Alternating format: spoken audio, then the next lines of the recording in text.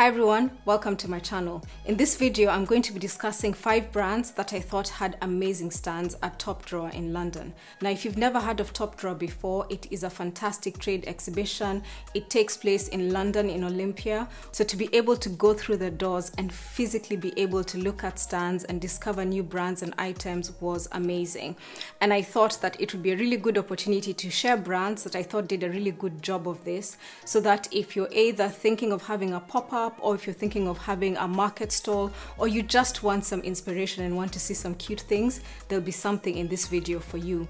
Top Drawer is one of those places that people go to when they want to work out what the trends are going to be in retail. And in some of the brands that I cover, you see some of those trends starting to come through.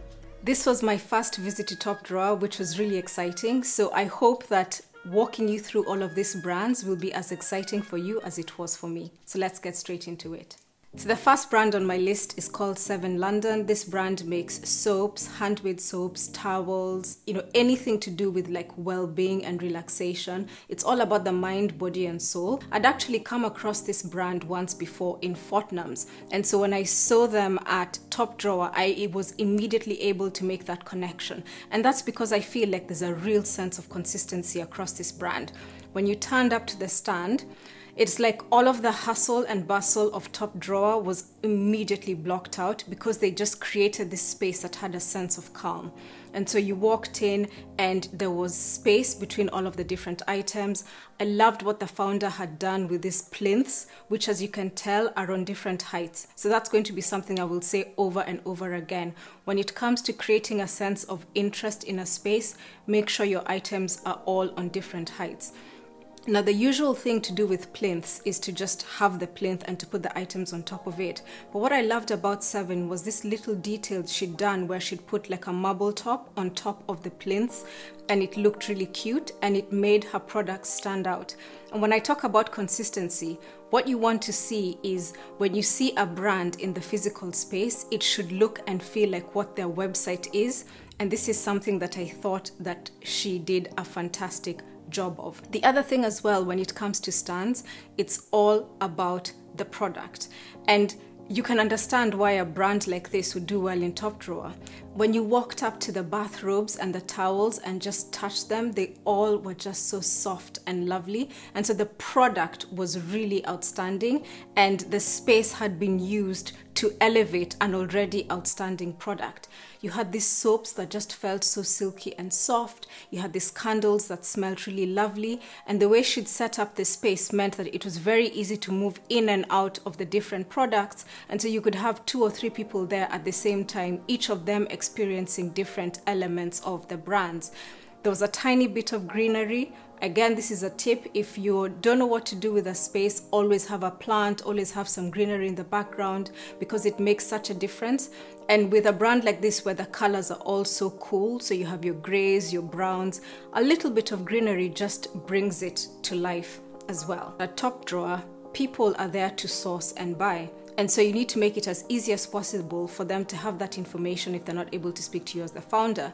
So she'd set out the leaflets, right up front, where if you didn't have the time to chat to her but you wanted the information, you could pick it up. I think she also had a stand on the side that had additional information as well. And going back to the fixtures and fittings, the things like the little wire baskets where she put all of the loofahs, all of those little touches make you feel like you're actually in a bathroom and you're not in the middle of an exhibition space in Top Drawer. So I loved this stand. I thought the founder did a great job. I'm going to post the Instagram details as well so that you can have a look at them. But that was my first pick. So if you're enjoying this channel, please remember to take a minute to press the like button, but also to subscribe. It makes such a difference to a small channel like ours, and it just means that our videos are able to travel further on YouTube. So the second brand on the list is actually a distributor called Beyond Luxury. Now, it can be really tricky for you where you're a multi-brand and you have to bring different brands in your portfolio together in a physical space and make it cohesive. Trust me, this is something I know firsthand. I'm the founder of Janet's List. We're a brand that helps people to discover and buy from amazing brands by Black women and women of color. Quite often in our pop-up shops, it's like an orchestra. You have all of these different brands with the amazing products. products, and each shop is different, and we have to figure out how to put all of these items together so that they can sing. This is what I thought Beyond Luxury achieved. So if you're in this situation, the first thing to do is to work out what your standout products are and to put them in a central place. And Beyond Luxury did an amazing job with these rude hands. These candles drew so much attention. I mean, the colors, the concept, the idea, the fact that it would be great for gifting meant that people were immediately drawn to the stand. And then once you're at the stand, you then had an opportunity to discover all of the other items that they had. So for me, the 3 items that stood out were the hands, the hand sanitizer brand, and the chocolates with the beautiful wrapping and the packaging. So again, we see the use of different layers and heights, and honestly, there's such a big difference between putting all items on a flat surface at one level versus just layering things at different levels so that the eye has somewhere to go. The second practical thing that I thought they did really well was they put the hand sanitizer brand right at the corner on the corridor. Remember, we're in COVID times. It's a time where everyone is thinking about sanitizing their hands and staying clean and trying to stay germ-free. And quite often the commercial hand sanitizers can be really harsh. But what they did is they positioned themselves in a place where they're like, look, come over, try these hand sanitizers. They're amazing.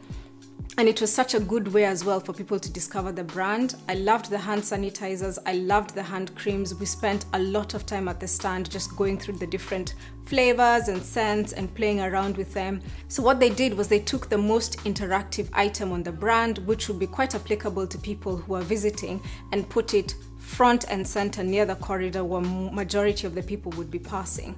And then the third item they had were these chocolates with the beautiful artwork on them. Again, when you have items that are quite similar in size and shape, it can be quite monotonous and boring, but also you kind of want to make use of the real estate that you had. So they had this beautiful shelving and they just laid out all of the chocolates there, and it actually looks like a piece of art in itself. Here they had a leaflet that not only had the details of all of the brands, but all of the individual pricing.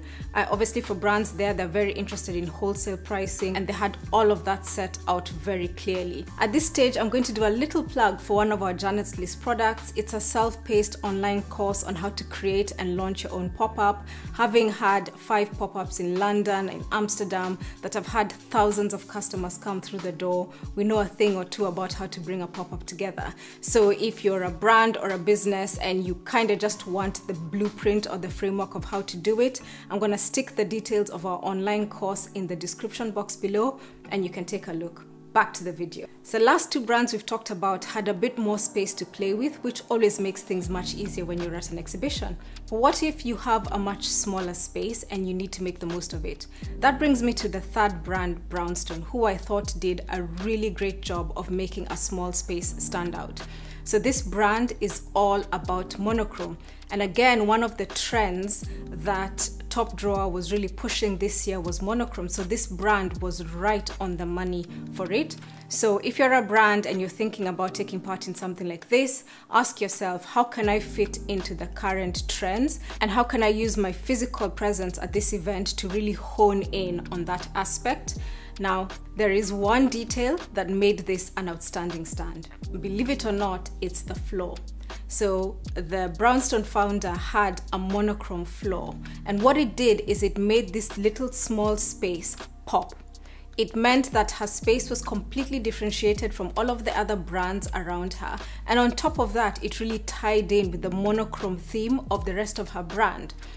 And it wasn't just the floors that were winning here. When the eye moved up, you had these 2 tables that had all of the different products from the brands set out. But I thought it was so clever that she'd use these trestle tables that had 2 layers. So she was actually able to use the top and the bottom layers of the tables, hence maximizing this little space that she had at Top Drawer.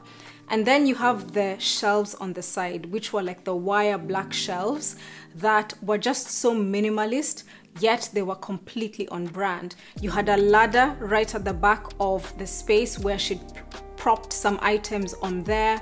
You had a little table at the front, which made you feel like being in someone's home, and that's where she'd put all of the leaflets and the candles and, you know, little items that you can pick and look at very quickly to have a sense of the brand. And when you have a little space, it's all about maximizing the real estate that you have. It's about enabling you to have the maximum amount of products, but without crowding the eye.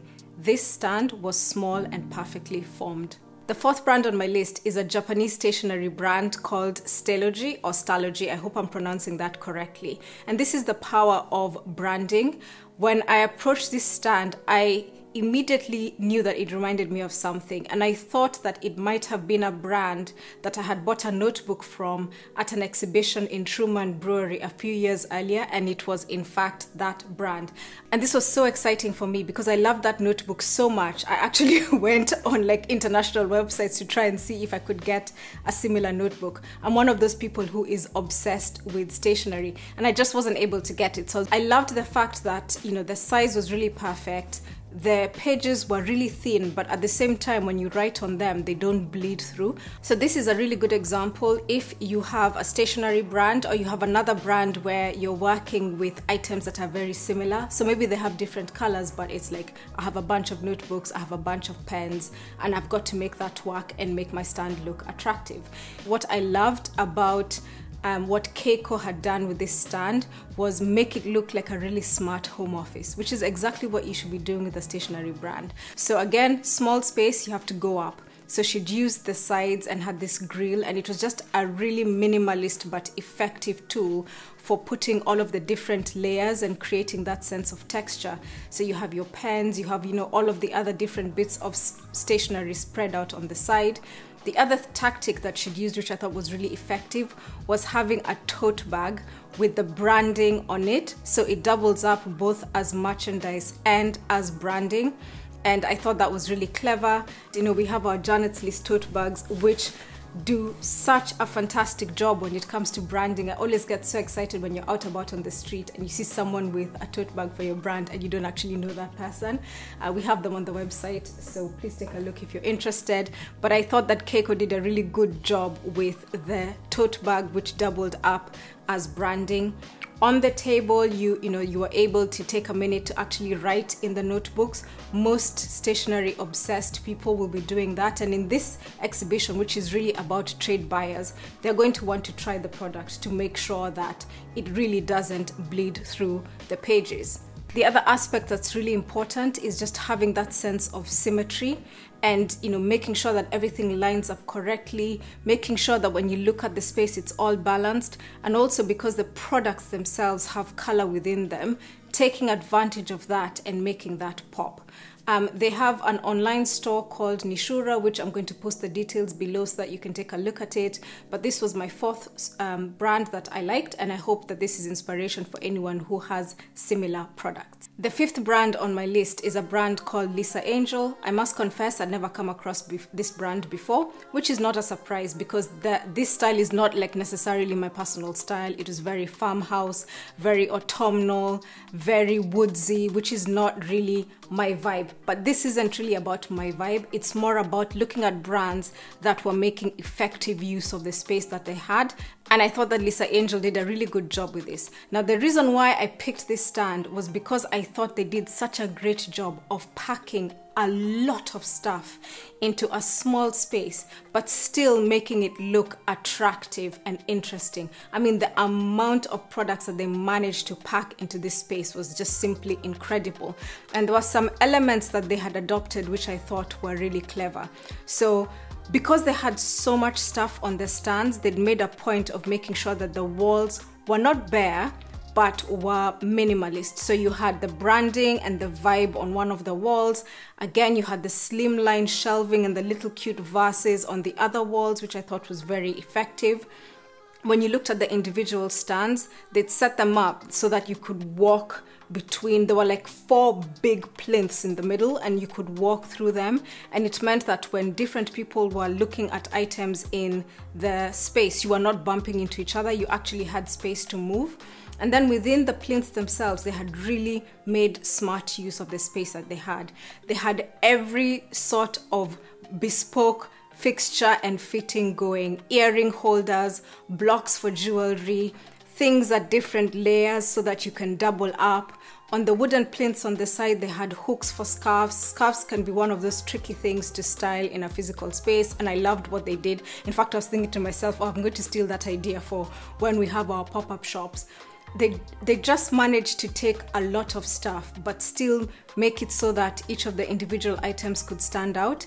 And if you were buying and you were looking for really specific things, you wouldn't be able to miss something, because they had made sure that despite the fact that they had a huge catalog, they were going to make sure that each and every item on the stand stood out. There was also a real sense of cohesiveness across the brand. You knew what the brand was about, you knew what it stood for. The staff were really helpful and welcoming and interesting and engaged. And I just thought that they presented themselves really well at Top Drawer. Before I end the video, I thought I'd give a special mention to one brand called Lund London. I hope I'm pronouncing that correctly. And this is an example of where the product is just so outstanding that it does the work for you. Your whole aim at an exhibition is just to make sure that your product stands out and that you present it in the best light. And I thought that they did a great job of this. First of all, the positioning in Top Drawer meant that it was right next to the main corridor.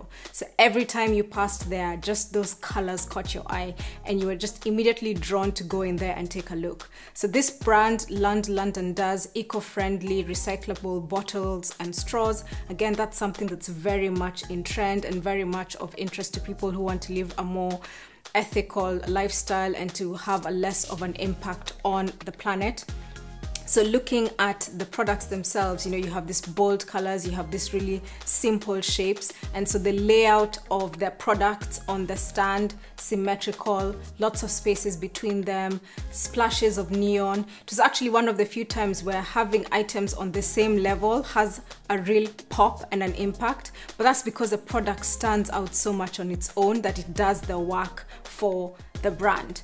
The team there were really lovely. I had a fantastic time just looking around and playing around with the product. So I couldn't end this video without giving a special mention to Lund, because I just think the product was great and it really did the work for them. So that brings me to the end of this video. Thank you so much for spending time with me. And again, remember to like this video if you haven't already.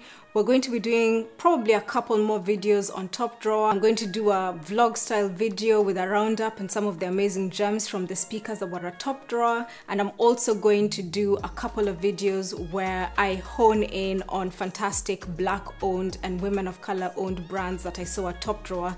There weren't that many, but the ones I discovered were really interesting and they were doing amazing things. So please come back to the channel and hopefully you'll get a chance to watch that. In the meantime, there's loads more videos where that came from. I'm gonna stick a couple of videos in the top left and right corner and you can take a look, and I shall see you in the next video. Thank you.